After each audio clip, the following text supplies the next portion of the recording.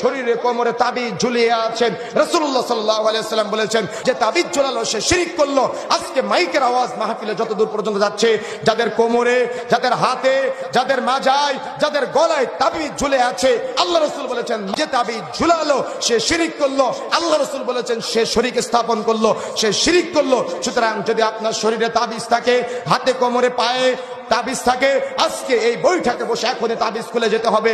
ভাই এবং বোনেরা, সন্তান প্রসব করে, এজন্য সন্তান প্রসব করে বলে আপনি একজন পীর বাবার কাছ থেকে তাবিজ নিয়ে সন্তানের গলায় ঝুলিয়ে রেখেছেন।